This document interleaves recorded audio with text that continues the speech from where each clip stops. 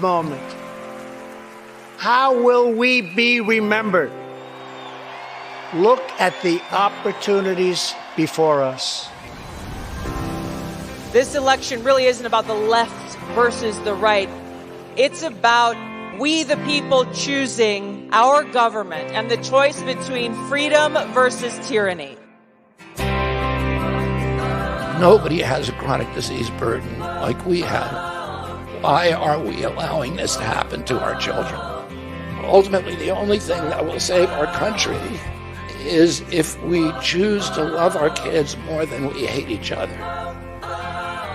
What is going on here is deeper than politics. It is deeply spiritual. We are being called to rise above the hatred and the fear and the evil. We need to remember above and beyond that we must love our neighbors, that we must treat other people as we hope to be treated. You want to be a rebel? You want to be a hippie? You want to stick it to the man? Show up on your college campus and try calling yourself a conservative. America is going to reach heights that it has never seen before. The future is going to be amazing!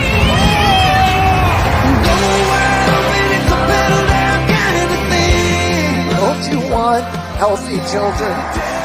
Don't you want a president that's going to make America healthy again? The sweet emotion raining all over me. I come to you today as a former Democrat. I will be a first-time Trump voter tonight.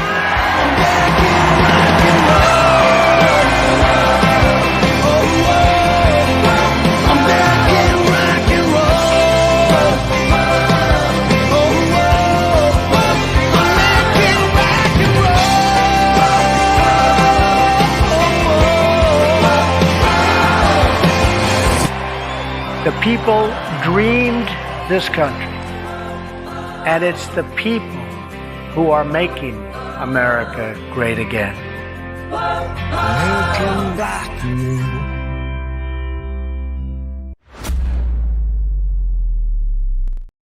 Wow. It is spiritual, folks. It's a spiritual warfare. Tonight, it's Monday night, and it's time for Poppin' Politics. We are talking about the latest in hot topics, news, and entertainment. I'm KJ. Let me introduce you to my co-host. Of course, we have Yana. Hello. Shelly E. Hi, everybody. And Tyrone Keys is with us back tonight from Soldiers of Finance right here on YouTube. How are you all doing tonight? I'm doing well. How y'all doing? I'm excited. Yes, final countdown. We are here. Tomorrow is the day or the night, I should say. So again, folks, we have an incredible show in store for you tonight. We have two special guests coming on a little bit later. Before I introduce my special guests, I have to always say, like, share, and subscribe to our channel if you haven't done so already. We're here on YouTube and Rumble.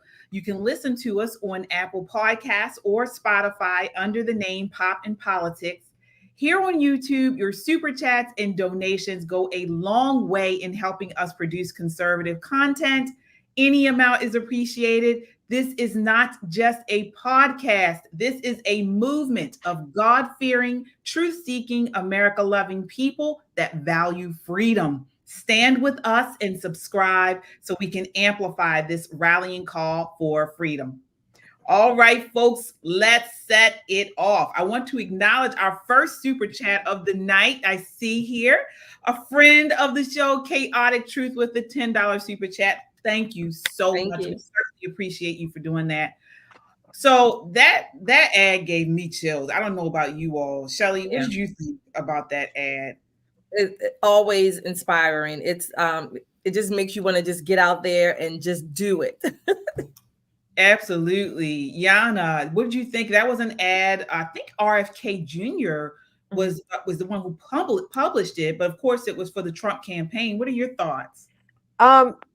One part stood out to me where he said that if you want to stick it to a man, if you want to be different, to be, I think he said something like a hippie. He said, go to a college campus and say that you're a conservative. Mm-hmm. It's amazing how it is right now. That's the real rebellion, is being a conservative. Yeah, absolutely. Tyrone, what are your thoughts?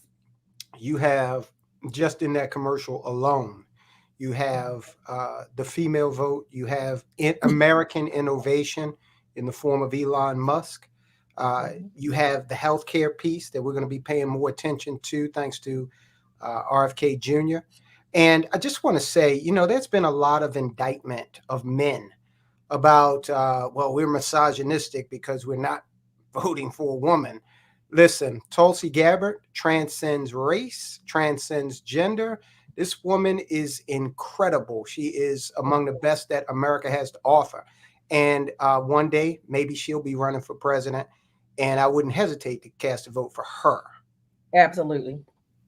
All right. Yeah, absolutely. We have another super chat here with Gimpy with the $2 super chat. Says pop stars rule Monday night. Justice for Peanut. Thank you so much, Gimpy. Certainly appreciate you for that. Yeah, I mean, folks, I loved the ad. I loved everything about it. It was American. It was strength, showed strength. It showed unity.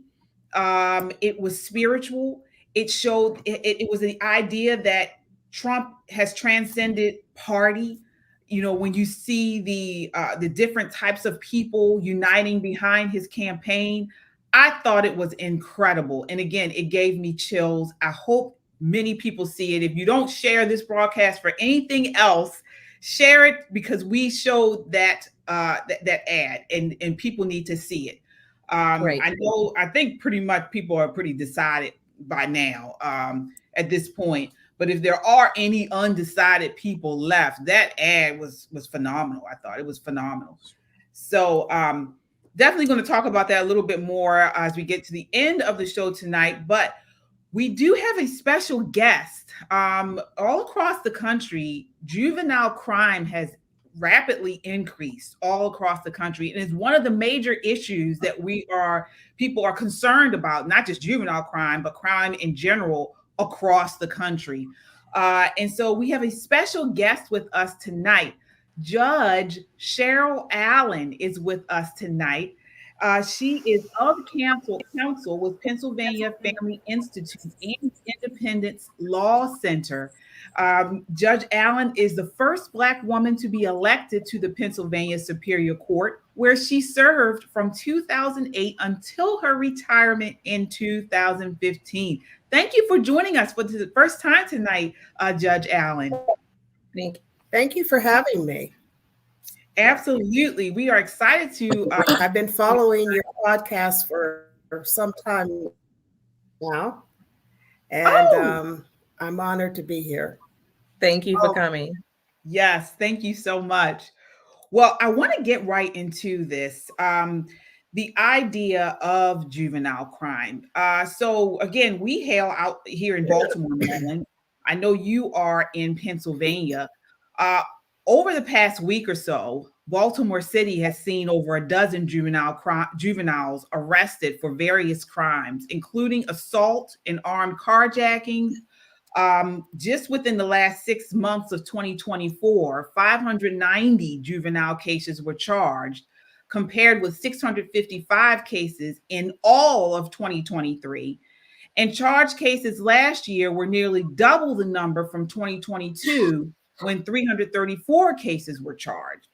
So we've got a big jump in juvenile crime, but there are two camps that are talking about this. So there's this one camp it includes actually the current prosecutor in Baltimore City, Ivan Bates, who believes that, that he's supporting this law that just passed that requires juveniles cases to be forwarded to state's attorney's office within 2 days when the DJS denies a police request to detain the juvenile. It allows prosecutors to charge children as young as 10 for the certain crimes involving handguns and firearms, and third-degree sexual offenses or cruelty to animals. So he's got this, they're trying to push right now. They believe that, we need to have this type of deterrent for these juveniles, even though it may increase the amount of cases within the juvenile system. The opposition, however, is saying, and this includes Kelly Quinn, a spokesperson for the Maryland Youth Justice Coalition, says increased caseloads for juvenile offenders is a real concern. So there she's saying putting kids in the system isn't going to solve everyday people's perceptions of crime. She said, we will see more children and younger children, some as young as elementary school students, in the system. So she's against it. That's another camp saying we don't need more laws to address this juvenile crime. It doesn't work. So where do you fall there? What should be the role of the justice system when talking about juvenile crime? Well, first of all, it's interesting because, having been prior to becoming an appellate court judge, I served in juvenile court as a juvenile court judge for 12 years. And I believe that you have to treat each case on an individual basis.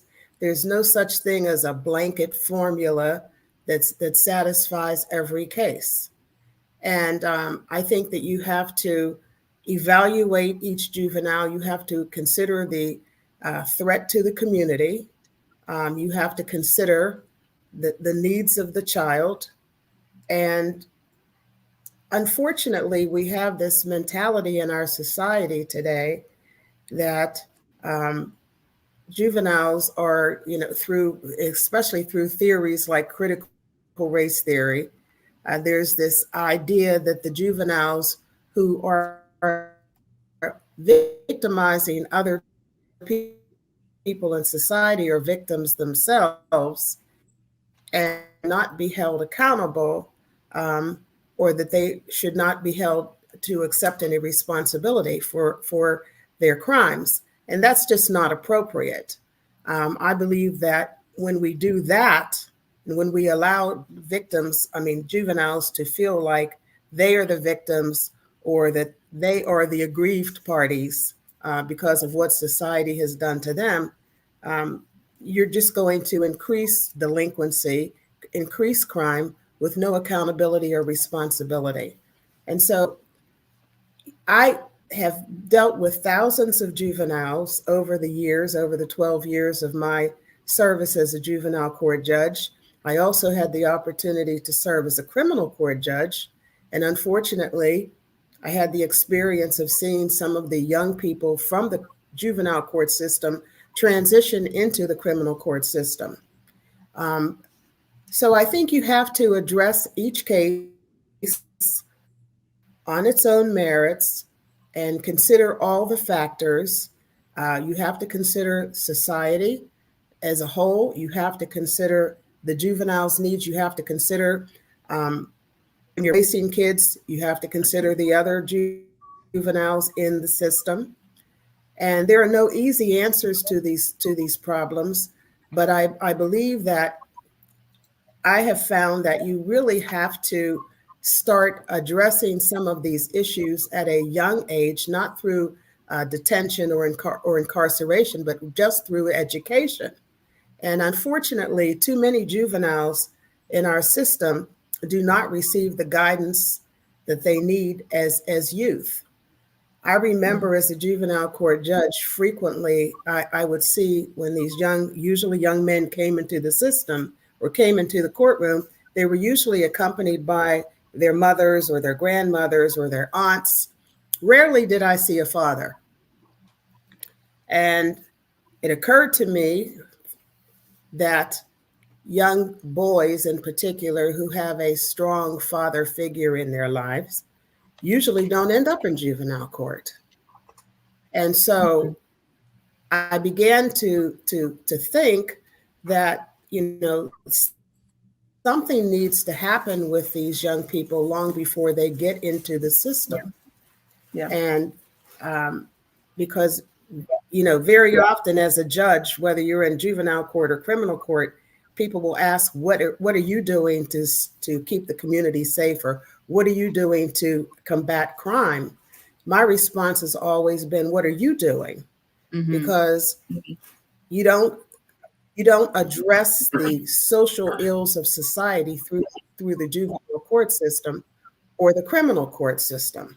Because basically, as a judge, my responsibility is to hear each case, to hear the evidence, to apply the law to the evidence and make a decision.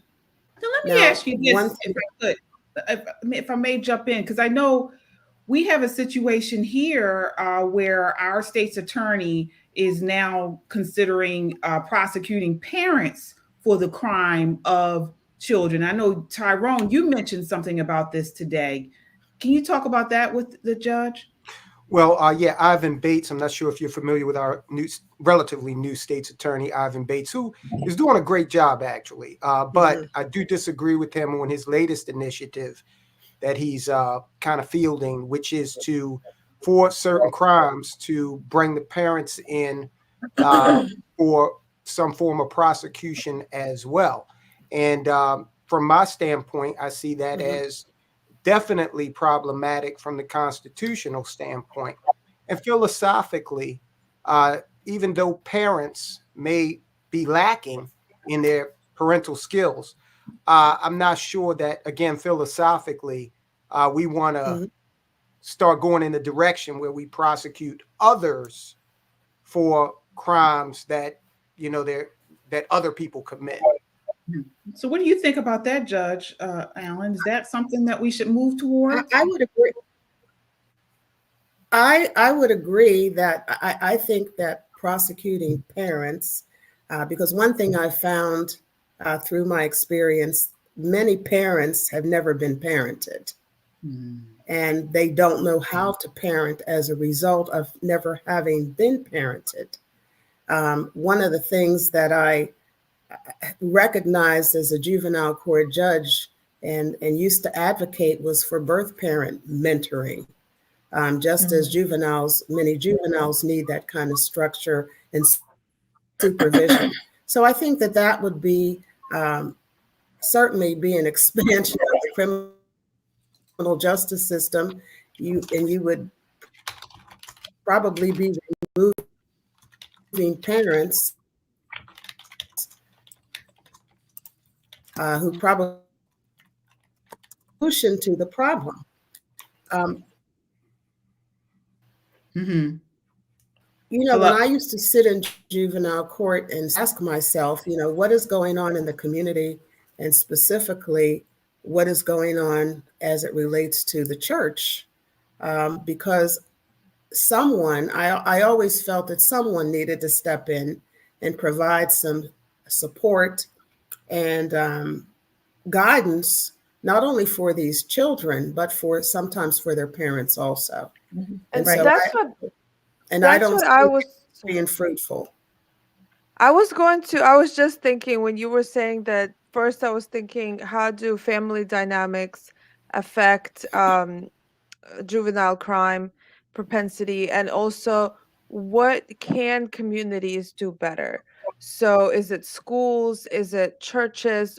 Because it seems like, just from my experience living in this country, it feels to me that communities are so disjointed and people are so afraid to tell someone, that they should be doing something differently. For example, that women should not be having children out of wedlock, that the father should. I'm not hearing. I'm sorry. Can everybody else hear me? Yes, I can hear you. Oh. Can you hear now, Judge Allen? I can hear now. Yes. Okay. So my question really is just to expand on that. How can our society, our communities, be better in really addressing these issues and not being afraid to tell people that they should fix their lives in a way, because children are being affected?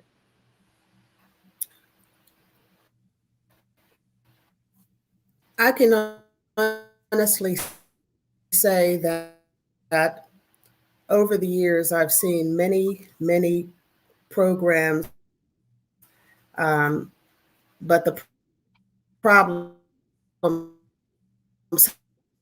I think we have a bad connection, Judge Allen. I think you have a bad connection. And resolved. The problems continue because Judge Allen, you have a bad connection. You are breaking up. Young children, or for some of these young males in particular, and mentorship for these parents. So I believe that a relationship with a strong male mentor, and I also believe that these children, I mean, they need some spiritual guidance. They actually need spiritual guidance. And Frederick Douglass once stated that it's easier to raise strong children than to repair broken men. And we're approaching the problem much too late in the game as it relates to many of our young people. Right. And I believe that this is a role where the church should step up to the plate and get involved. Right. So Judge Allen, on that note, you talked about strong fathers not being involved in a lot of children's lives that you see in your courtrooms, that you've seen, particularly with the young males. But once they get to court, we hear this word and we use this word, accountability. What does that actually look like practically? What does holding that child, maybe that family, what does that look like from the court's perspective? What it looks like from the court's perspective is just to give you an example, we had a situation years ago in our court system where our detention center was overcrowded. And the solution that was offered by the administrators and the head judge was to just add on to open up a pod in the Allegheny County Jail, which is an adult prison. I saw that as problematic and I resisted it strongly. And I took the position that we needed, first and foremost, to relieve overcrowding, to come.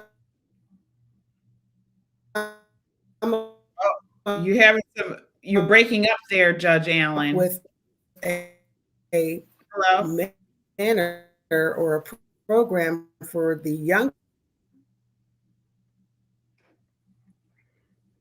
I think we are having some technical difficulties. We're losing you, Judge Allen. Let's see here.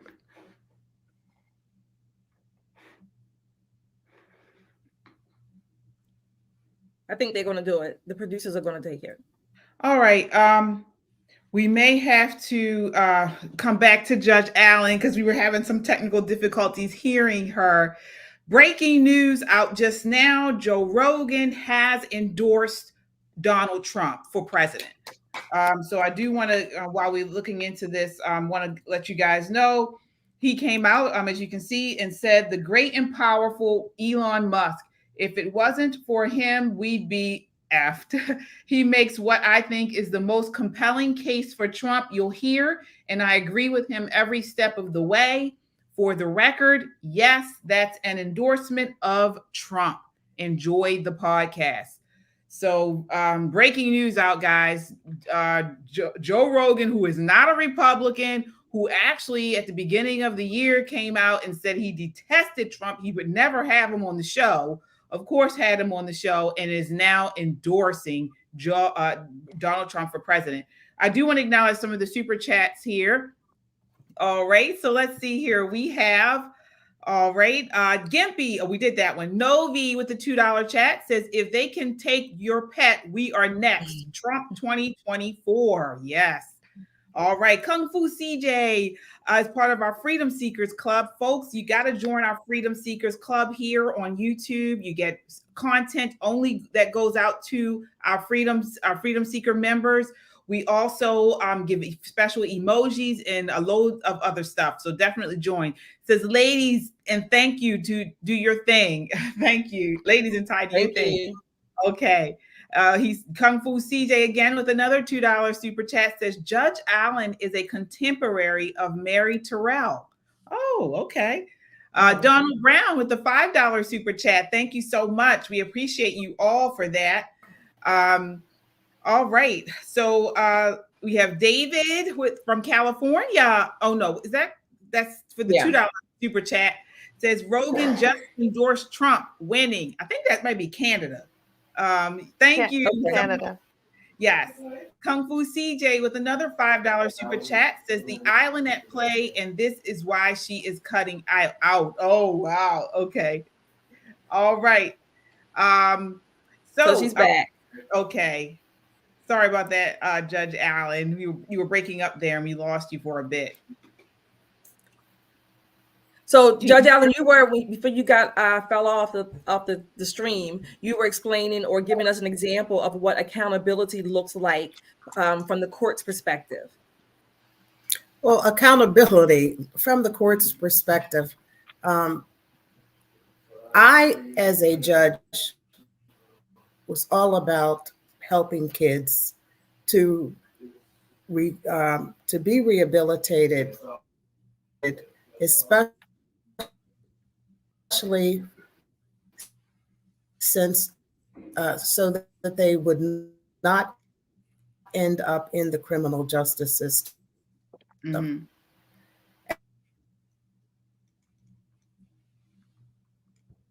Oh, you got a bad connection, Judge. Let me see here. We lost you again. We may have to reconnect at another time with Judge Allen because we're having some connection difficulties there.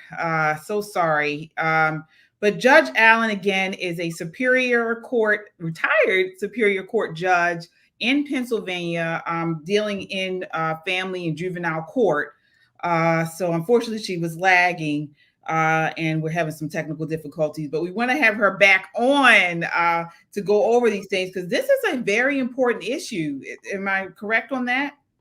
Absolutely. Yeah. And I think what she said is exactly what I was thinking. She literally was speaking what I thought was happening when it comes to family dynamics, when that communities are not helping these families.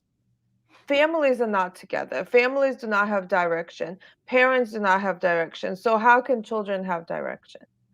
So it's tragic that the society has been breaking apart so much, and these children, they have no idea how to even behave because they do not have role models of any kind. Yeah. And it's getting worse. Yeah, unfortunately. It is. Unfortunately, it is. It very much is. And the mainstream media and the left want to say that this is not an issue, that juvenile crime is not on the rise. And then they want to, not handle it well. As again, we were talking with Judge Allen yesterday, and she was saying the same thing we thought, the juvenile system, if they're gotten to the juvenile justice system, it's sort of too late. That's a sign. We don't want them in the system. It's not really a time to, try to rehabilitate and things like that. I mean, you try to do that, but chances are, it's not going to happen if they're in the juvenile system. The degradation, or I should say the breakdown of the family, of our education system, is what leads to them getting into the justice system. It's as simple as that. Right. All right. So we're moving right. No, go ahead. Okay. Yeah. I would say we were moving right along, folks. Thank you so much for watching tonight. Please subscribe, hit that like button. If you guys agree that juvenile crime is up all over the country, but they're not reporting it, hit the like button for me, please. We need to get those likes up. Because it's, that is the case. And the leftist media is not reporting it, all because we're in an election year and they want it to seem as though crime is down. But we know that's not the case. We can see it with our own eyes, just like we know the economy is off the rails because we can feel it in our purses and in our pockets. But they want to say that there's no there there. So again, you guys, we have to stand firm against this. Please continue to like, share, and subscribe to this broadcast. We are waiting for our next guest. What's up, guys? We are the ladies of pop and politics, and guess what? We have merchandise. We got merch. Check it out. We have a website, www.popandpoliticslive, where you guys can pick up the latest merchandise that we have here. Here's something. I use this every morning for my cup of tea. It's a Pop and Politics mug. Yeah, I drink every morning tea. And I love it. So definitely check it out. We've got some cute shirts on there. Shelly, you have a shirt there that you love, right? Yes. Cute shirt. And so definitely check it out. Again, www.popandpoliticslive.com. Appreciate the support. All right. Go there now. Yes. There you go. Okay, guys, that is our merch store. You guys, you got to check out our merch store. Thank you so much for all of you who have already purchased mugs and the sweatshirts. Definitely check it out. All you have to do is go on to www.popandpoliticslive.com and click the shop button, and you will definitely be able to get some of our merch, and we appreciate the support. All right, we are moving all along, guys. So we're going to continue to follow the news because, of course, this is the night before the election. I told you guys on, Sunday, I did fast and I prayed all day today. So I did not eat between 8 and 3 p.m. Wanted to fast and for 7 hours, and I prayed every hour for this country, for President Trump. Not so much for President Trump I did pray for President Trump to get in office, okay. But I also prayed for God's will to be done for our country, for our nation, and for the world for that matter. So I did do that. I want to share that with you all. And please continue the prayers. So we are switching gears a little bit. We have a guest. Arthur Kwon Lee is joining us here. There he is. Arthur Kwon Lee is a conservative, an artist. And thank you for joining us tonight, Arthur. What's up, KJ? It's been a while. Can you hear me okay? Yes, I can hear you. What's up, ladies? What's up, soldiers of finance? How are you doing, my friend? How you doing? Yes, that's Cheryl from Soldiers of Finance here on YouTube. So can you just introduce yourself to the audience? Because I know it's been a long time. Yeah, I mean, more people probably now know me as the banned man. Like, I've been basically banned off all the mainstream platforms. Before that, I was a painter. I was an artist. I paint biblical imagery. I'm a Christian artist. And I was banned from the New York City art world. And when I started to speak my mind about politics and social dynamics, I also got banned all across the board. As of now, I am probably the most banned person on the internet. So it's been rather disconcerting. And the reasons for that is because, you said I was conservative when you introduced me. I might be beyond even like the right. I might be so far right that that's why I sort of get into these conversations. But it's a long story. Oh, you're breaking up a little bit there. I think the connection is bad. Let me see here. Can you hear us? You're frozen. I can hear you great. I can hear you great. Okay, now now we can hear you. Okay. All right. Yeah. So you've been banned off of many social networks. So what are your thoughts on censorship? That's a big issue in this election. Well, I mean, here's the thing though, because like I've been banned off Meta, Patreon, a lot of payment processors. I've been banned on Twitter and X now 7 times.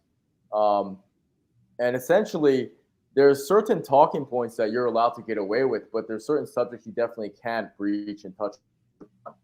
And essentially what the topic is, but this is more the talking show. But oh, you're breaking up again. Actually, what's really happening? You know, second here. Oops. Yeah, I think the connection is bad. Oh, Kung Fu CJ with the $5 super chat says, I see the day before the election, the internet is acting up. I know. Joanne Can you with hear the me now? $20 super chat says, I love your Christian positive messages. You walk the walk, a power of example. Thank you so much, Joanne. All right, so let's see. We have Arthur. Can you hear us, Arthur? I can hear you loud and clear. Okay, we can hear you now. Hopefully it stays. Okay, yeah, I don't know what happened there. But yeah, so you got to understand, because there's a pretext to this, because I've been banned across like multiple payment processors. I've been banned on Twitter and X multiple times now.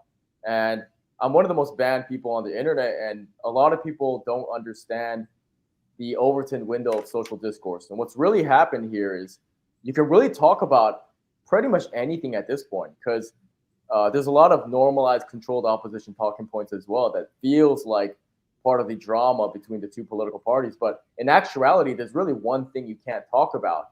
And that one thing is the fact that whether side you look at in the political wings, they're still funded by the biggest lobby, which is AIPAC. And the fact that there's so much Israel cucking going on, even in both the establishment right and definitely the absolutely controlled, useful idiot side on the left. So basically, when you start talking about that paradigm, that's when you will absolutely get censored without breaking any community guideline strikes. So basically, if you're talking about anything like Jewish supremacy, or the fact that everything, a lot of the large-scale policy decisions and implementation is based on us kowtowing to Israel, you will get penalized. You will lose your social media access without being derogatory, without spreading false news, without inciting violence, any of the community guideline strikes. If you talk about anything that does not support Israel, you will get in trouble. And my stance on this is that if you really want to be a person putting America as a priority, as an American citizen, as a Christian as well, you should not be supporting Israel. So that's what got me in trouble. Okay, well, before we get into that, I know you did post a recent video on your channel, and so let's take a look at that. That's clip 2. Okay.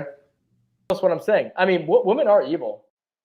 You know women are evil because you can look at your own mother, and if you say even if she's sweet to you, you can be like, you're evil. That she'll go crazy. Women, they cannot help but have this spirit where they just want to control you. This is just the way women are. And that is evil. And the prettier they are, it's a lot worse. But anytime a woman shows desire to, I'm trying to help you like this, none of it matters unless it's under submission. A woman can only be useful when she's submitted to a guy, and she can be useful to the family then. Outside of that, I don't care. Workplace, I don't care about her degrees and competency. Women are helping you for their self-aggrandizement. When a woman is not under a submissive role, under an honorable man, it's impossible for them to be helpful. When they're helping you, they're getting their way. They're actually finding ways to manipulate you and put their actual fingers into your claws, into your back. Because they have the serpentine spirit. People just don't get it. The spirit of feminism, the spirit of Judaism, they're the same place. Relativism. Okay? This is why their book has a Promethean model of spirituality. It's based on transactionary value. What can I trade with the spirit world for self-aggrandizement in a material sense? That is a Talmud. That is similar to the woman being tempted in the garden by the serpent. I don't hate women. I probably get more female attention than most of these influencers as well. And all right. So Tyrone, what are your thoughts there, or any questions or response you have? Yeah, two different lines of thought here. First, touching on your censorship comments. So we see more of this. You saw John Kerry come out and basically make the case for the abolishment of the First Amendment. So I think now it's Hillary Clinton followed him up with that. So I think now is the time for folk to start thinking about alternative means of communication, how that looks, and how we can continue to get independent messages to the masses? I don't know. I don't know if you've done any thought around that. If you have, I'd love to hear it. That's number one. Number two, she didn't play the whole clip. I did watch that whole video. You speak in absolute terms. So apparently, which is par for the course, your experiences with women have been different from mine. At the end of that screed that you did, you mentioned that anyone who disagrees with you on that subject is a simp. I think you should be very careful about speaking in absolute terms. I was left wondering, were you talking about all women who've ever existed, all 4 billion that are here on the planet now, those that might, come into existence in the future? And we both know that your experiences, as well as mine, as most men, are not even a fraction of the totality of experiences that could have been had. So I think that exposes your premise to, I think it's actually self-sabotage on your part. Can I respond to that? Oh, yeah. Please. Okay, so the first thing is that there's no actual mainstream free speech platform that allows actual full discourse. Even X, even with Elon owning it here, it's not actually free speech, because if you question Israel funding, you will be penalized. That's just what it boils down to. There is not a genuine meritocracy. You need to basically be a court jester, either on the controlled Inc. side of conservative Inc., that's conservative influencers saying conservative talking points, or you have to basically be a typical brainwashed ZLG leftist sort of person. If you sort of speak outside of that paradigm, you can basically get your account nuked. That's the first thing. So as of now, what do we have? Like Rumble, Substack, maybe Gab, but nothing really that is like truly unapologetic free speech. And I understand it can get really wild if you really allow like total censorship, total free speech. But the point is, like, X isn't the free speech people believe it to be as a platform. That's the first part. So I don't know. There's things in the midst, and some of the other platforms like Gab, like Rumble or Telegram, the usability just isn't quite there. So it's going to take time for us to get there. So I think it's at the early stage. That's the first thing. And the second point, before you leave that point, you also mentioned you were kind of unbanked as well, right? From these payment platforms. Yeah, I just can't, they're private companies. They can do whatever they want to do, of course. But, I'm not able to get, monetization from pretty much a lot of mainstream platforms. Right. Because I just mentioned that because I thought it was important that you brought it up, because that's an extension. It's going beyond just the squelching of free speech now to actually social credit, in that I think Melania Trump was actually unbanked. She's one of the most high profile people that had it happen to her. So I just thought it was interesting that you mentioned that aspect of it as well. Well, anybody who talks about Jewish tribalism through AIPAC, the fact that the largest religious influence in America is not Christian, it's Jewish, it's AIPAC. And the fact that nobody's really like addressing this openly, neither political side is really talking about this, it sort of goes to show you, who really owns a lot of our country.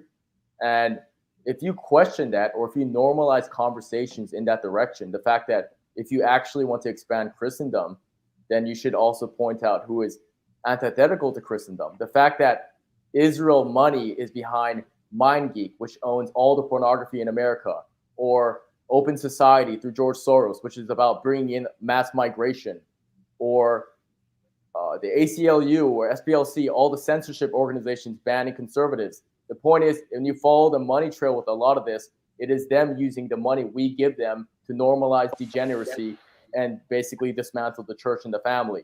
And for some reason, when people talk about this, you're called anti-Semitic. That's basically the elephant in the room for a lot of the people that are on the dissident right. So that's what I'll say about this.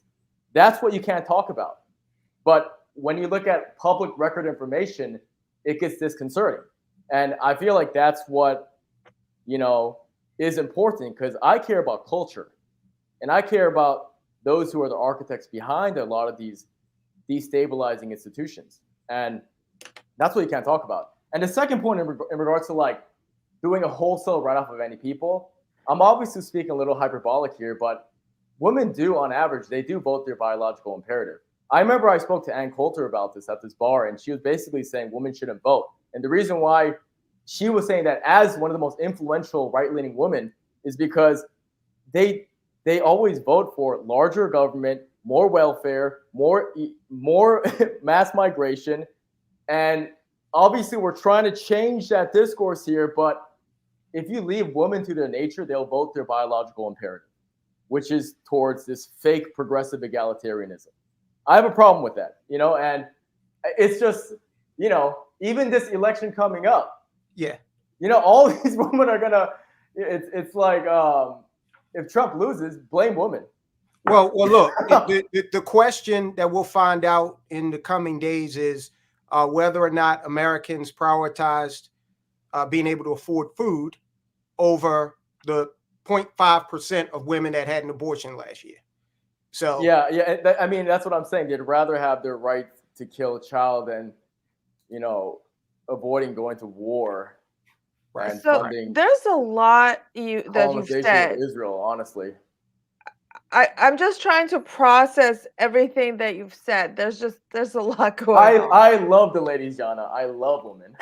Okay. So first of all, I mean, personally, I don't think there should be censorship.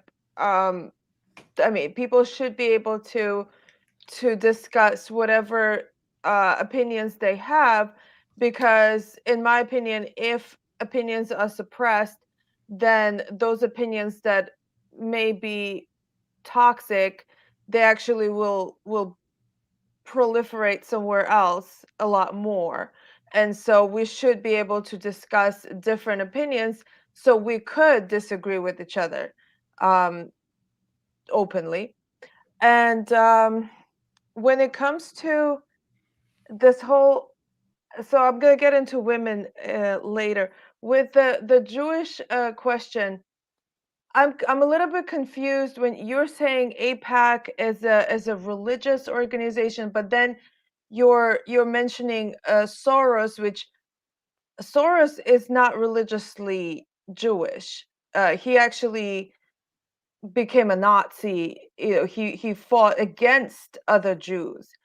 So I'm a little confused. What is your view on, what do you mean by Jewish exactly? Well, a person can be both ethnically and religiously Jewish. That's the wild thing about Jewish people are the only ones who can have that. And this is my point. Judaism is the only non-universal religion. Christianity, even Islam, is at least a universal religion. In other words, it doesn't matter about your skin tone. It doesn't matter about your genetics. It doesn't matter about where you live or economic status. You can accept Christ and you can be a Christian. Jews don't believe that. And people think they do because they assume, the Christians who assume that, they don't understand that because they're looking from a Christian script. Jews don't believe anyone can become a Jew. That's what I'm saying. Like even like when you see Larry David or all these comedians, they say, I'm not a religious Jew, I'm an ethnic Jew. What does that mean? A lot of people don't like Judaism is ethnicity and it's an ethnicity. No, I know they get to play both sides. Yeah, I know all about that, but then I'm confused because when you're saying religion, then you're saying that there's something that you disagree in the philosophy, or is it the ethnicity that you think there's something inherently well, from your perspective, evil in the people because they happen to be born Jewish? Well, there's Jewish nepotism, but I mean, the bottom line here is that AIPAC, which is the initial question you asked, I'm following the money here. AIPAC is all about American and Israel relationship. And they're basically the biggest donors behind anyone getting into a powerful political position. They have to get essentially co-signed by Netanyahu. That is a foreign interest. That's a good question, though. I have a question. I know, but that's a good question because when you talk about these people that you've mentioned, George Soros, the ones behind AIPAC, many of them are non-religious Jews. But they're all ethnically Jewish. Like, what is your point? Do you have an issue with ethnic Jews, or do you have an issue with the religion? I have an issue with I hate to bring up the Kanye thing, but I disagree. He's absolutely right. I have an issue with the fact that we're supposed to be a Christian country and the largest religious influence are Jewish leaders. and not even Jewish leaders, just people who don't care about American social cohesion. Why do you think they do not care about social cohesion? I mean, they clearly don't care about, you know, all of these things, all of these political. Look, I've had to talk about this on many different platforms, and you know, we talk about things like cultural Marxism or political correctness or censorship or you know, the LGBTQ agenda, whatever it is. All of these liberal trappings, we keep describing the houses on fire, but we're never pointing at the arsonist, like who is causing this. And they're always coming financially from one source. That's all I'm saying. It's pattern recognition. If these people were all Korean, I'll be saying, why are Koreans constantly funding and destabilizing the West? I'm not trying to pick on anyone, but it all points towards this Zionist tribalism. And essentially, these are people who care more about Israel than America, but they're using our money. That's the point. I'm sorry. When you said, Arthur, I had a question, Arthur. I remember you were on the show before with KJ, and I had a question because I was looking at your art and I was reading something about your art, you know, earlier, and I did see that video that was played, the earlier one. So my question, and I'm not sure if it's going to be coherent, but I'll try it. Looking at your art, you seem to portray the syncretism of different, I don't know, religion, spirituality. However, in your comments, you seem to, this is my word, advocate decoupling the Talmud and the Pentateuch from the Bible. Again, that's how it comes across to me, that you would rather that not be there. And I say that because when you said women are evil, which I thought was kind of hilarious, when you said women are evil, I don't care if you think that. I don't care if you believe that. Based, but Shelley's based. It actually goes against what the Bible says, because all of God's creations, he said it was good. So that's why it doesn't matter to me that you say or think that. I don't really care, because I know that you're not above God. However, with your Jewish or anti-Jewish focus, and then again, I'm kind of looking at your art, you seem to want to take away the Pentateuch from the rest of the Bible because it is heavily, if not fully, Jewish. No, I mean, I would have to unpack a little bit of that, but that can all be explained rather rationally. The first thing is that the whole point is that the Old Testament, you know, this is obviously pre-Christ. Well, the response to the Old Testament in Judaism is the Talmud. The response to the Old Testament in Christian thinking is the New Testament. So they literally define their faith from the rejection of Christ. You have to understand that when I described all those descriptors, the Talmud is essentially a book of relativism. And that means morality is also that of relativity. A lot of people don't understand that there's this false thinking of pantheism in America, which is that all religions go to the same place as long as they have like the well-natured heart. Well, these books actually say different things. And my perspective is that, you know, I don't hate Jewish people. I question Jewish ideology stacking properly with Western values. And I prefer Christian leadership. That's really what I'm trying to advocate. I'm kind of more of a theocrat than a conservative, to be honest. I'm beyond that. I specifically want the Bible to be enacted. And I will say, you do make a very good point. Would you want it to be enacted without the Old Testament or without the Pentateuch? No, we need the Old Testament because the Old Testament tells us not to play God. But the New Testament is the salvation. That's the good news. But the Jews don't believe in, like, a lot of people don't even know what the Talmud says. They believe that Christ went to hell and he stayed there. Yeah, but it's not. The book, the Talmud it was just a debate. It was a discussion. It was no. This is what they say. They try to say it's not an extension of the Torah, but whenever these rabbis do a speech, they have like 1,500 like seat stadiums that are filled about like extrapolating this content, and I have a hard time believing that when I've dived into the material. So Arthur, I think sorry, I'm still trying to make sense of the whole situation. I hate to break up the kumbaya energy, but there's reality here too, you know. Well, just like Soldiers of Finance said that there's so many different women and there's so many different experiences. Fighting women and Jews. When it comes to Jewish people and Jewish religion, I think we're also conflating a lot of things here. You've mentioned cultural Marxism. I mean, Marxists, regardless of their ethnicity, they reject religion altogether. So I don't think we should be mixing things up. And when it comes to traditional, Marx was a Jew, though. No, his parents converted to Christianity, and he then, I guess, didn't have a religion of any kind because he rejected religion altogether.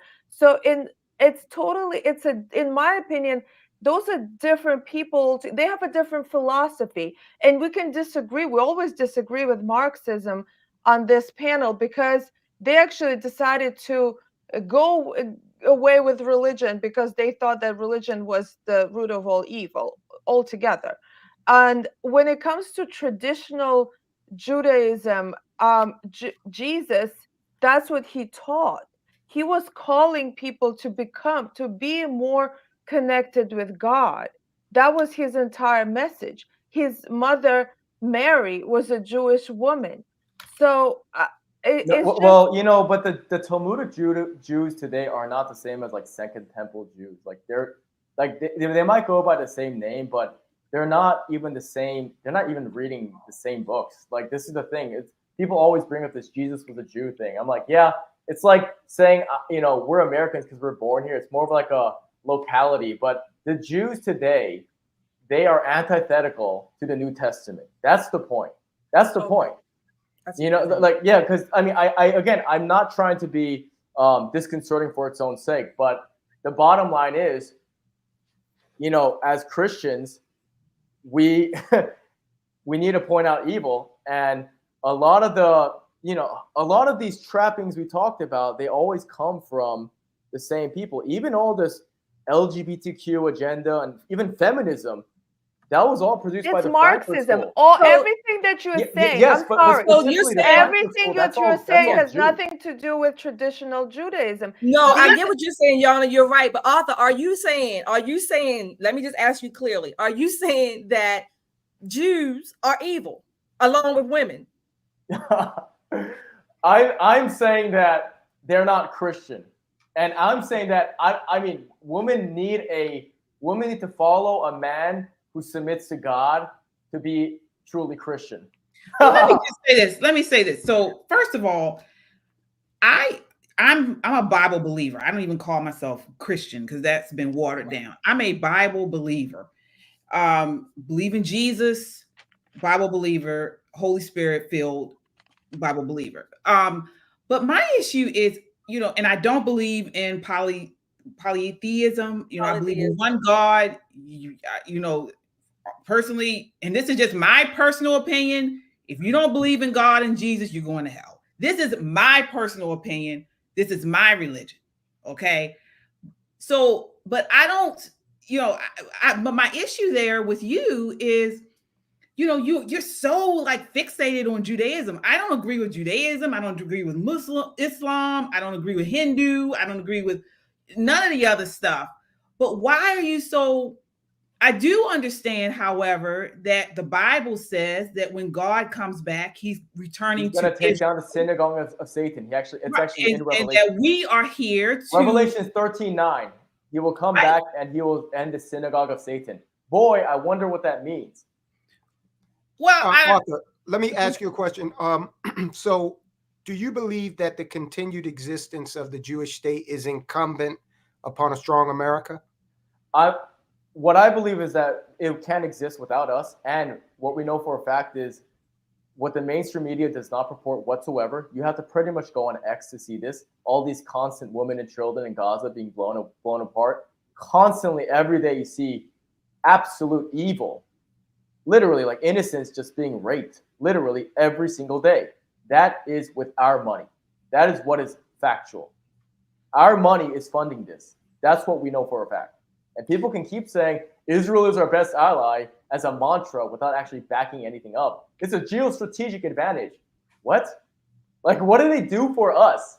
All we do is we are just cucked to them totally. All the evil that is happening. Discussed this on the program. We've actually discussed this on the program previously, in that the strategic value of Israel. There's nothing for us with Israel. What do they do for us?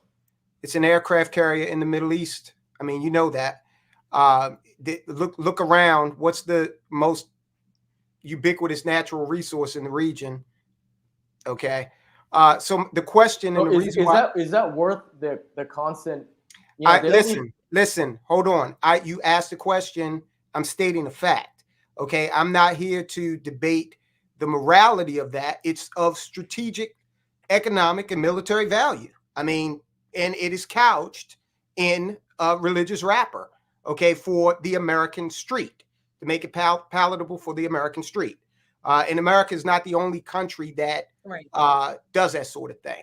But the reason I asked you that question was because I'm trying to figure out if then, as you said previously, the Jewish elements are allied to destroy America, wouldn't that then negatively affect their interest? I'm just trying to understand. Well, I mean, they just want us to be so ideologically subverted that we feel like we constantly owe them. This is like a collective entitlement complex. So I don't think people realize that they have tribal loyalty to their own people, and you know they're just basically using Americans. So you're saying we don't get anything from the union? We don't get anything from the relationship? No. The question that people like myself and on X just keep bringing up is like, why are we literally funding absolute lasciviousness and destruction? Like, I don't care about. But you're talking in so many generalities. I'm really looking for specifics. What destruction? What are you talking about? I mean, here, anyone here can just pull up X and just literally type. I mean, I don't know if you guys are on the same Twitter like feed that I'm seeing, but are you talking about what's going on in the Middle East? Yeah, it's just incessant. But I'm surprised that, I mean, you're like talking so in such a, you obviously hate the Jews. And, no, that's not a fair characterization. Hold on. What? I mean, you said they were evil. Obviously. Yeah, but hold on. I mean, if you're going to be willfully ignorant you're of my humor a little bit, then like, there's a war going on in the Middle East. We know about that. So, but then the other group of people there, they really have called for death of anyone who is not Muslim. So how can we? I mean, not even talking about the Jews. How can we not respond? Well, you started by talking about the Jews, so we should talk about this. Okay, do you believe Islam or Judaism is a bigger threat to America? Honestly, like, what do you believe? Islam, to the world. To the world. Oh no, absolutely. It's a much larger. Hold on. If you're such a Christian, you know that like the entire Middle East was Christian.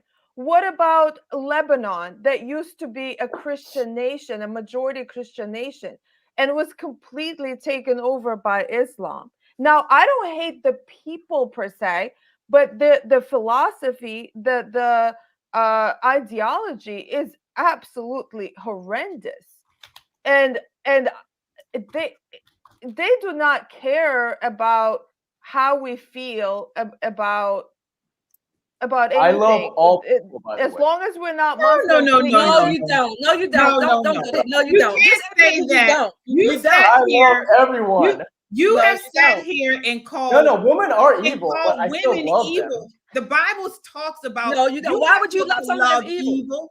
You're not because I, when I say love, it means that I'm like, I just accept them. That's what it is. Like you have. So to that do means, again, like I said earlier, that means that means part of your philosophy, at least in my never to be humble opinion, is that Arthur is bigger, smarter, greater than God. Because even the Bible says some things that God hates. So you're saying you love, and so that puts you in a better position. Oh, I love women when you said they were evil. Again, I don't care that you say that or believe that, but even God says that he hates some things. Evil. God said he hates evil. Well, Arthur, I think Arthur, do you have a biblical substantiation for your position? When I say women are evil, in terms of I want to hear it. Genesis. No, I just look at female nature and you know, with not just hypergamy, not just how they vote, not just like, you know, any pretty much, whether it's Schopenhauer, Nietzsche, or J.D. Unwin's a good one. If you look at the track record of how women build civilizations without like masculine order, it falls into degeneracy very quickly. It's all about no, but I'm serious. I'm asking you for a biblical substantiation, and the reason I'm doing that is because you've stated that you are Christian, and in your video, you raised. I mean, you don't agree with me that like when a woman doesn't follow a man, then she's headed for destruction. You don't believe Arthur, that? Arthur, I'm asking you. I'm not a black Israelite. I'm not gonna have Bible verses there. Misguided is not evil. I'm simply asking you a question. Okay, women are misguided. How about that? Is that a kosher way? Look at how the women are trying to control me already. Arthur, I'm just simply asking you a question. You raised the biblical aspect of it. I don't have a Bible quote. I'm not like an Israelite that has them all memorized, but you don't have biblical justification. That's it. No, it's written in our heart. No, like, it's not. In Genesis, God said his creation was good. The woman and the man, they were good. So again, but then in that same Genesis, what happens to Eve? You know, Adam says, "Hey, don't listen to God." He goes, "No, I don't need that. I can control. I'm a bad bitch." The snake that was evil, not the woman. I know, but the thing is, if the forbidden fruit of the tree that they were told not to, God said, "Adam, where are you?" God said, "Adam, where are you?" And Adam, you know, he wanted to say, "Okay, the woman you gave me." God said, "Adam, where are you?" And guess what? Adam was with God way before Eve came on the scene. Adam had God's perfect 100% attention 24 hours a day. Adam knew God better, yet he failed to translate that teaching to his wife. Look at the woman talking to the man. Arthur, consider this. Don't get me wrong. Arthur, consider this. That you're not God. Consider this, Arthur. I agree with that. Do we agree that God could have sent Christ outside of, you know, the way that he did? He could have just put him here through some other circumstance, not through a woman. Do we agree that God is powerful enough to have done that? God can do anything. Absolutely. Absolutely. So then if the woman was so indicted, why did God choose then to bring Christ to the world through Mary? Well, God created women to be like the helper for men, but the problem today is like women like think they're like the boss, head honcho everywhere. Okay, so we're talking about women today. Is that right? Because I just want to narrow it down. It's way worse today, obviously. Like you have to walk on eggshells just to say any critique about women today. Absolutely. Okay. Arthur, just admit it. That's you, a weak man. What? No, I do pretty well. I love women. I love women. How can you love women if they're evil? You don't love evil. I just no. I just accept. Like I don't hate. I accept. I go, okay. Women are gonna always want to vote towards the left naturally, unless they get a lot older, or unless they have children, or unless they have a really solid man. But I would say like under 30 and unmarried and don't have kids and doesn't have a man, they're gonna vote left. Like you're wrong. Stop acting you're like wrong. You're wrong. Oh my gosh. Well, I want to acknowledge the super chatters here. Guys, thank you so much. Thank you guys for joining the conversation. Maxie Max says he's a new member. Maxie Max is a new YouTube member with us. Thank you so much. Chadwick with the $10 super chat says, we talk a lot about the school to prison pipeline for boys. What about the party girl, summer reform church girl for ladies? Okay. I have right there. That's a good question. Put that back up, because that right there says a lot. So Aristotle once said that men and women define evil very differently. Okay? He said that men define evil from a divergence from a set of abstract principles. Women define evil from the obstruction towards their immediate desires. You can insult a man, but the point there is right here. Why are we talking about something more kinetic and something more drastic?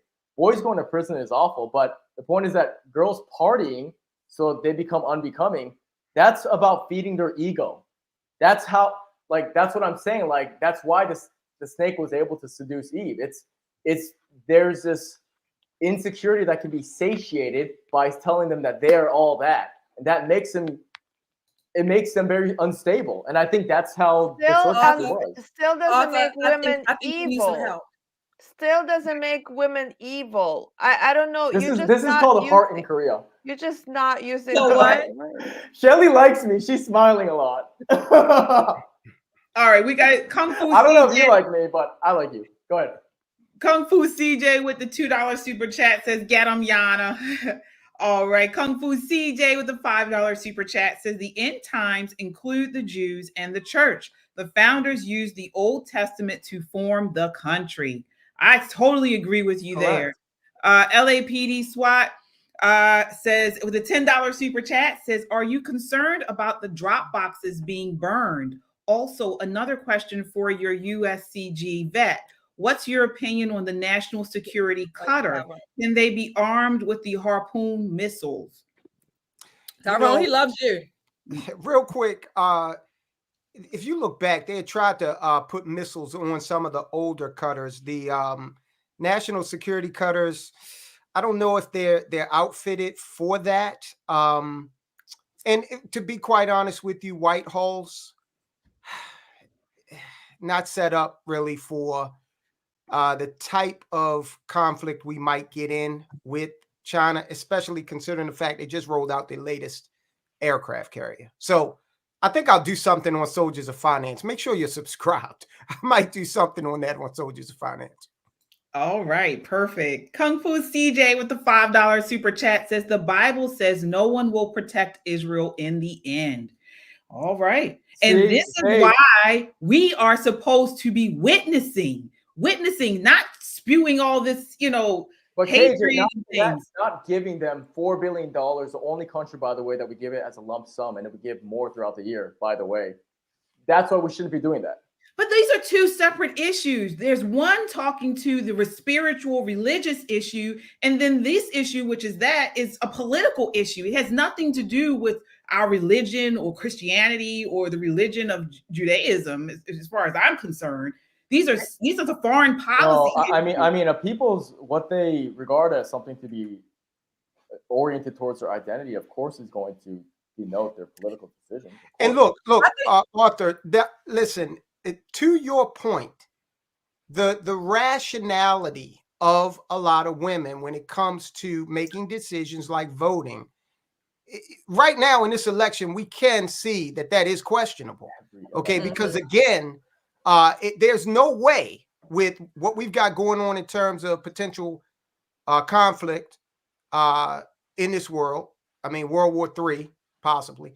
The economy. There's no way any rational person can look at that and say, I'm going to prioritize abortion. When, if you're pro-choice, hell, 50 different solutions is better than one.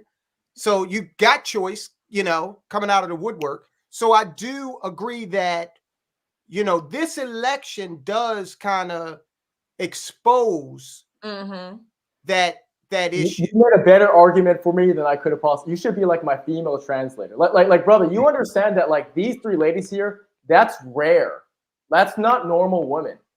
You do know most women, they're very NPC oriented. Like, can we just be honest here? Like, most women, they don't vote with rationality. They vote based on like I'm the female candidate, and then you look at all of this footage of women going, yeah. So Arthur, can I say something on this exact particular issue? I don't disagree with you that women are very emotional and they do not make good decisions oftentimes when it comes to voting. And it's true that women. And neither do men. Can I finish? And it's true that women do tend to vote more for social programs because they see the government as their provider. That is true. However, I don't think it's very productive to call women evil because of that. Because yes, women should have the strong male figure that they can follow. And really, someone who is calling them evil, that is not someone who a woman would want to follow. We just had a whole black bitch summit of men who also proved the same point that they don't always make good decisions. All I'm saying is that it's human nature. I get what you're saying. Yes, women will tend to be more emotionally based, if you will, in their decision. I'm not disagreeing with that. I'm saying that it's human nature. We have a lot of men, if you want to talk about today in the modern era, then we have a lot of men making some of those same types of decisions. However, on a different note, I think it was Ronald Reagan. We're talking about Israel, and you're saying our strategic relationship with Israel. I think Ronald Reagan said, someone who agrees with you 80% of the time, I'm paraphrasing, is not your enemy, is not a 20% enemy, or I'm paraphrasing it. So why is that not a viable strategic justification to support Israel? So a couple things you said there, Shelley. The first thing is you're correct. Men have a much more pure rationality. Like, you got to give me at least that. That was really the point I was making. Like, I obviously, when I say women are evil, like that's called like an effect a little bit. I mean, I think there's truth in it, but yes, women tend to be, their rationality is based on their emotional state.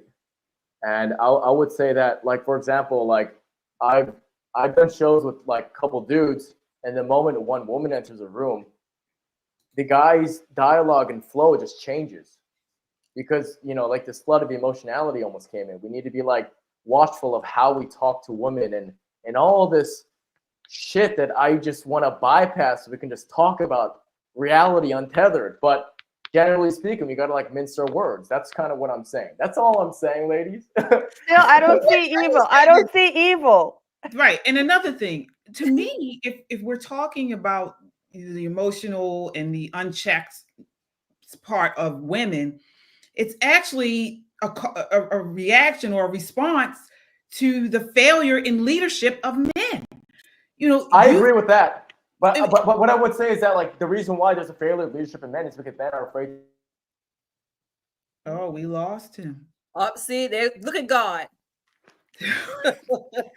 I do want to acknowledge our super chatters here. Bob with the $10 super chat says women are not biologically inclined to think about the needs of men. Men are biologically inclined to think of everyone at their own cost. Women will think about individual men, but not as a group.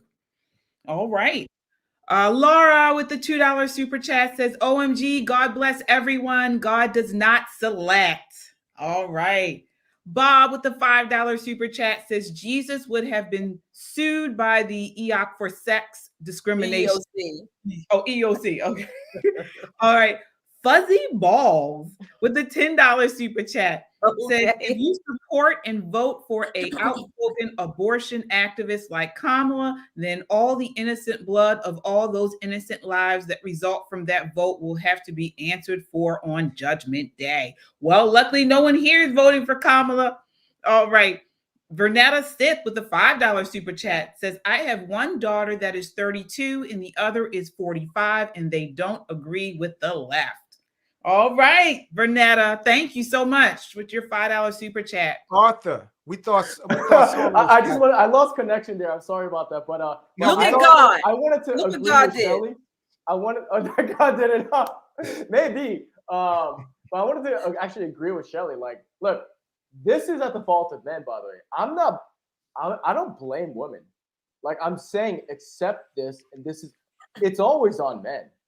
But I'm telling you, a part of this picture that's painted, though, is that men are so afraid to talk or stand up to their woman at this point, or just speak their minds in front of women. And I think that's part of the problem. And not enough men are willing to do this. They would rather walk on eggshells with women and all this shit. Like, I don't do that. Hey, but Arthur, it's been like that since the beginning. I mean, Adam had a choice. Adam had a choice. Okay. King David, he saw Bathsheba. He had a choice. Samson had a choice. Okay. Especially Samson. God told him what was up, not to tell, and he did it anyway. So this is That's it. So you just said it right there. You set it up perfectly. If that was placated with all these biblical men, what was the mistake that they made? You did it for me. They followed women. Thank you, sir. Yeah, I don't have an issue with that. I mean, men aren't supposed to. I mean, they're not supposed to follow women. They're supposed to lead. And the flip side of that is that there is Mary. There are corresponding women who were righteous as well. Of course, yes. Of course, like Esther. And we can't. But to me, it's like, why are you talking to men? You should be talking to men, not women. I know, but I'm on your show. No, what I'm saying is with your platform, you should be riding the ship with men, not speaking to women. What on my X account? You go on my X account. I'm always critiquing men. Oh, okay. Maybe I'm a leftist right now. I don't mean to be, by the way. Don't kill me, but I'm being equal opportunity here, okay? I see inconsistency, and do you agree with me, KJ, that the order of life is God over Christ, Christ over man? This is what Jesse Lee Peterson was telling me, and I was like, I think you're right. It's God over Christ, Christ over man, man over woman, and woman over child. That is the proper order. Yes, absolutely. What was the last part? All right, beautiful. Okay, then we have nothing to argue about. Oh yeah, I totally agree with that. Arthur, I have a word for you. Hi, Shelley. You ready? You ready? Yes. I'm always ready for you. Annyeonghaseyo. Did I say it correctly? Annyeonghaseyo. That was better than me. Annyeonghaseyo. Yeah. Shelley likes me. I don't think Yana does, but Shelley likes me. So I won. I do like you. Thank you so much for coming. We do have additional super chatters here. Let me go ahead and acknowledge those. All right, let's see here. We have, I thought I saw some. Bob with the $5 super chat says, I challenge any woman to tell me any institution that has gotten stronger because women were allowed in. Oh, Shelley, you want to tackle that one? Do you have a response for him there? I'll say this, and I know this is going to be like a back and forth, but it's not just women. It's human nature. It's both. Every institution has also gotten weaker with men running it by them. So it's not just women. It's not just men. I don't hate men. I don't hate women. It's human nature. We all have a fallen nature. So I would like to respond to that. So I disagree with something like where they have quotas for the organizations to have certain amount of number of women, certain number of certain races. I don't agree with that at all. So definitely an organization is not going to get better because we invite women or we bring in more women there. However, an organization also is not going to get better if we tell women not to apply there if they want to. So we have to open up opportunities. We had opened up opportunities for women, but what we did wrong is that we started injecting forcefully women into different places and not by merit. So everything should be by merit. And I'm speaking like this because just of women that I know, my grandmother, and if she lived in this country, we probably would have been millionaires because she was so brilliant and she could do so much. She was absolutely like a Renaissance woman. She led a department where they were developing radio technology. And then at the same time, she could cook and she could sew and she could fix the house. She could do absolutely everything. So I think we should have opportunities for everyone. And I think that we shouldn't be calling anyone evil. I was waiting No, for that. I disagree with that. There are some people who are evil. Yeah. No, I'm saying as a group. I see. As a group. Right. But what if, what if they're Jewish? I'm kidding. I mean, let me tell you about that. That was a joke, Yana. He was just my messing with country. you. No, my country has become, unfortunately, worse when the Jews have left. Where are you from? Russia. And when many the Bolsheviks were all Jews. Not all. Okay, I know my. I Yeah, know but my history, it was not all. 118 out of 138. They were Jews. Okay, that first of all, they were also anti-religion. So I do not care what they were. I don't believe in racial segregation and that some people are racially I don't believe in that either. different. So that's why should I even worry about what they were in terms of, I don't know, like ethnicity. In terms of their ethnicity? I don't care what they were. Well, the reason why we're talking about Jewish ethnicity, hold on, and because of them, many Jews that were religious suffered, and many Jews that were religious left the country, and then the ones that weren't even religious eventually have left as well, and the country actually began to fail because Jews in Russia were generally highly educated and were doctors, professors, scientists. The country literally stood on the minds, the brains of the Jews in Russia. And the reason for that is because of the tradition of education in the Jewish community in Russia. I know so much about it because I'm from there and I know a lot of Russian Jews.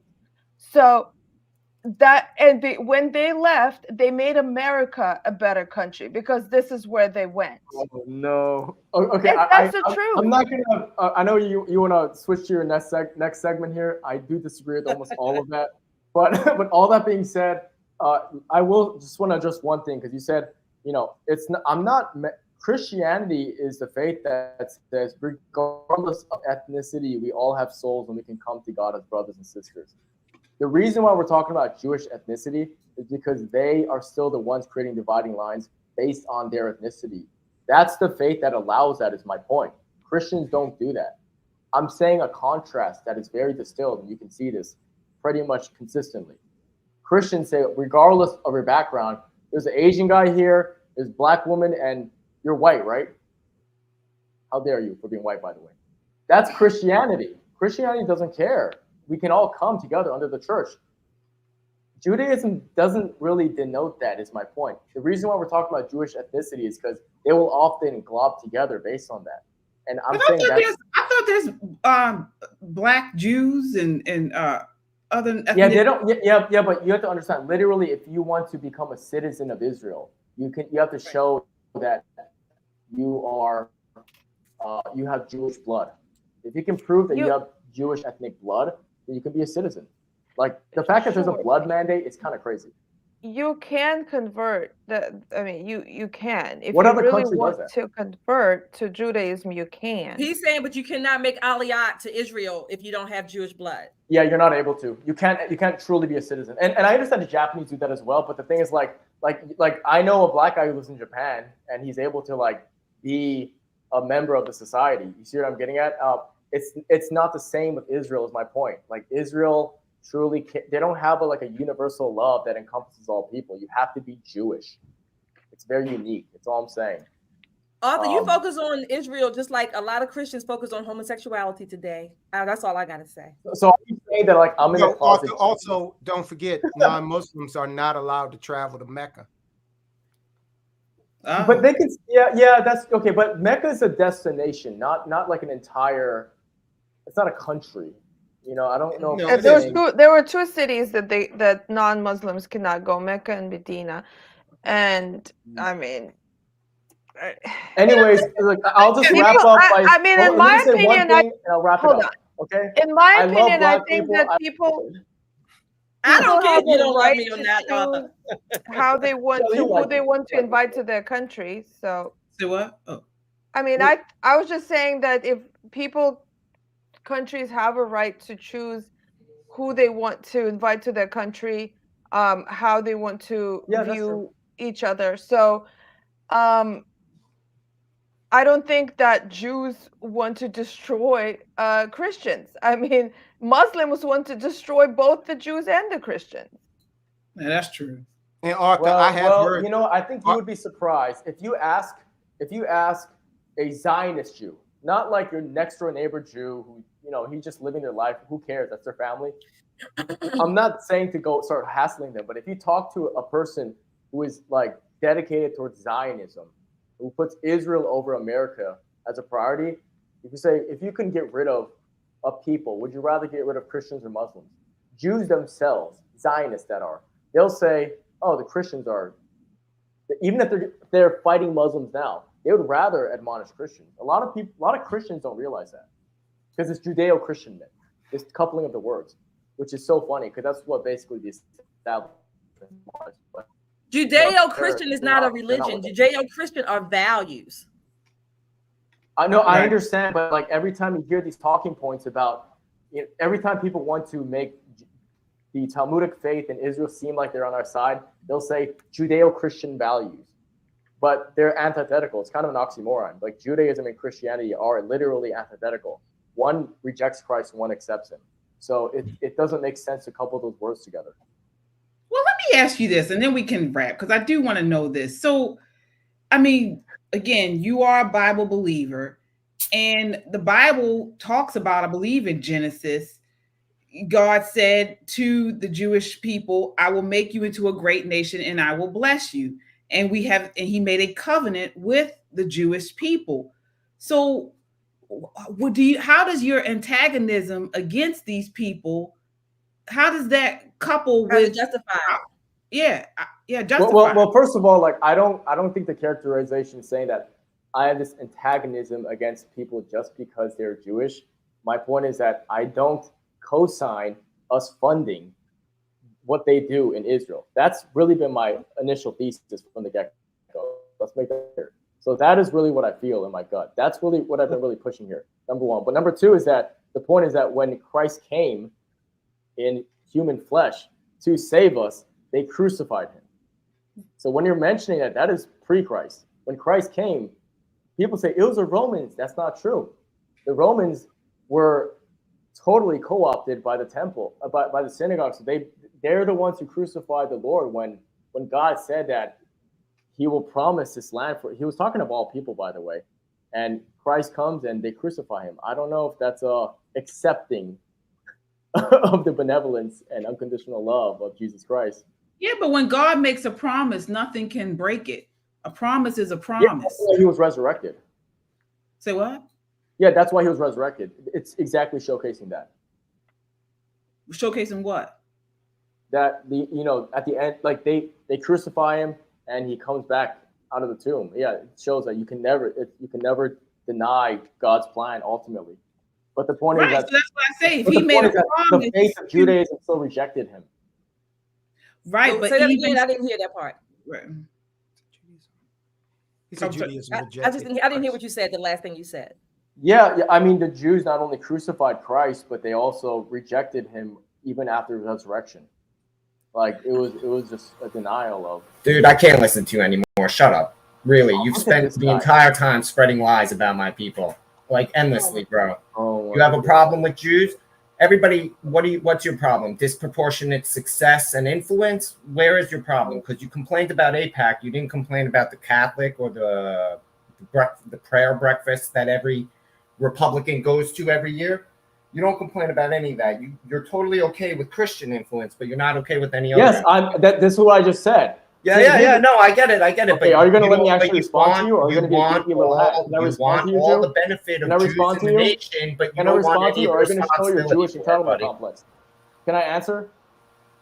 No, not really. I listened to you for over a half hour tell lies about Jews, my friend. No, not really. You talk about the This young Talmud. baby never You lies. understand how the structure of the book works, or are you just Can I going to quote respond to things you, or some no, other not really? anti-Semite taught you? How does the structure of the Talmud work? Really? Tell us. Can I Explain respond to you, us. or are you just going to keep talking shit? No, dude, explain to me the structure of how the Talmud works. Well, first of all, Let's that's the start first with that. question you've asked now. What I'm trying to tell you is that, yes, I'm not going to hide that I want Christian authority and influence. I don't want Jewish influence in a Christian country. Open and shut. That is how I feel. I don't pretend like the government is not power. Very simply put, I recognize that it is power, do you and know I how want it Christians works? to be in that seat Let's of power. start there. I can't hear you, Jew. Oh my God! All right, we got to wrap. No, buddy. I want to know. You what's quoted wrong the with me saying that? Talmud, So you're sir. saying you are Hold on, you're saying you are Arthur. You content. quoted the You are content Talmud. with Jewish Do authority. you know how the book works? You guys, we can't hear you talking over one another. I agree. Come on, Gimpy. Dude, I asked you one question. You quote the Can Talmud. You know how the book structure works. First, answer my question. Okay, what is wrong with a Christian saying, "I want Christian authority, not Jewish"? Because Jews are not asking for Jewish authority in America. That's your imaginary hope that you have built into your head. You are demanding something that no other announcer is asking for. What are you talking about? No Jews are asking for Jewish authority in America. Show me where it says Jews are imposing Jewish will on America. They want every large infrastructure. Okay, so I guess no one's Dude, so asking again, you're complaining about their disproportionate level of success, not that they're forced. No one forcing anybody. No one is forcing whatever anybody the anything. reason. Listen to me, Gimpy. The point is, I don't want. Dude, Jewish again, you said a lot of things tonight, my friend. You said a lot of things. Let's start with you quote the Talmud out of context to make Jews look bad. Tell me, do you understand the structure in which the Talmud functions so that you can properly quote it?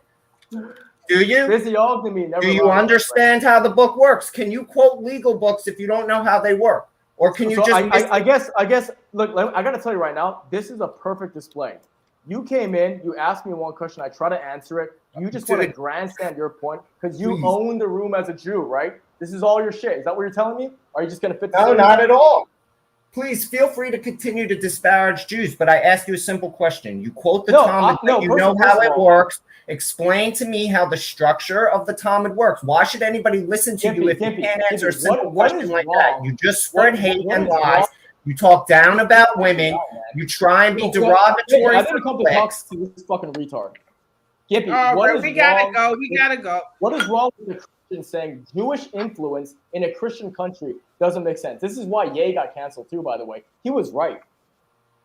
Dude, no, you're just hateful. This is gonna you have not been able to demonstrate any of your points hold validity to real pushback. Look at this fucking guy. See? There it is. You cannot handle the reality of it, bud. Tell me how the Talmud works since you quote it so widely to disparage Jews. You don't have a clue about what you're saying. You're just angry about something and want to push an agenda. You don't have answers. You're telling me this motherfucker's not even letting me respond. You're telling me when you see this large, vast majority of representation, as a Jew, you love that. I'm telling you, as a non-Jew who wants Christian values in the country, this has been my initial thesis the whole time. Pay attention. As a non-Jew, I don't like that. That's my point. So you're jealous of our disproportionate level of success, is what you're saying. All right, so you guys, we're going to continue. We'll have to continue this on. Okay, at least now you admit that it's jealousy and it's based in nothing real and you disparage I'm jealous of you, Shlomo. That's right, yeah. We'll have to continue this on the Just the Guys show. They do have a show, Just the Guys show. You guys can continue it there because that would be the perfect place. Who brought in that weasel? Anya has love woman, okay? Let's fucking go. Anya has All right, so we are done with that. Again, that was Arthur Kwon Lee. So we this was it, guys. I did want to ask you, if we have time, one quick question. Why are you voting for Trump? I just wanted to, if you could just quickly say that, just want to make the case very quickly. I'll start with you, Tyrone. So why are you voting for Trump, or voted for Trump? I voted for Trump because I want a T-bone steak that's less than $30, and I also like peace on planet Earth. All right, Yana, why did you vote, or why are you voting for Trump? Well, Trump's daughter married a Jewish man. And I think Trump is a unifying force. Just like we were saying in the beginning of the show, that now Joe Rogan endorsed him, the Muslims endorsed him, the Jews endorsed him. Really, the Russians love Trump. And so also, whenever I talk to my Russian relatives and friends in Russia, they're like, please tell me you're voting for Trump. The whole world needs Trump, because we want the wars to end. The war in Ukraine needs to end. The wars in the Middle East have to end. And Trump is the only person to do it. All right. Shelley, why did you vote for Trump? I voted for Trump for exactly this reason, so we can keep free speech on the airs and in our country. That's why I voted for Trump. All right. And same here. I voted, well, not same here, but my number one reason for voting for Trump was to stop Marxism. Kamala Harris is a full-blown 100% Marxist, pushing gender ideology, DEI, transgender crap, and all that stuff. And I want to get it out of our education system, out of our country. And Trump is against it, and prayerfully will stop it.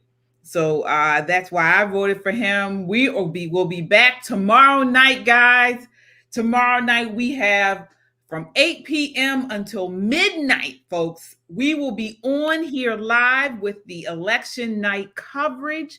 We have people that will be on here from all over the country in all of the swing states, battleground states, bringing up-to-date coverage, on-the-ground coverage with you guys. Tyrone will be here. We'll all be here. And we'll have tons of guests coming on, responding to the election as they come in. So if you want up-to-the-minute coverage, also want our brashness, our edginess, our patriotism, tune in here, 8 p.m. We will be here, and we're talking about the election. All right, folks. So that does it for us tonight. Thank you guys so much for watching. Again, we'll have that link out for tomorrow, so you can check in with us and subscribe, hit the notification bell. Again, these are our other channels here: Just the Guys podcast, the All American Talk Show, my show, KJ Christian Conservative. We're all part of the Metro Conservative Media family. So if you haven't done so already, definitely check out each channel and subscribe. Hit the notification bell. Check out our merch store. We have tons of merch for you guys to support us that way. Hit the like button. The like button. Yes. Everyone who's watching, hit the like button. It really helps us a lot. It does. Thank you, Yana. It certainly does. Also, Soldiers of Finance on YouTube. Definitely check out his channel and subscribe. And we will be back tomorrow night. We are going to be fired up. Hopefully, prayerfully, it's a good night. We'll see you tomorrow. Until then, count your blessings and live a life of purpose. Good night. Good night.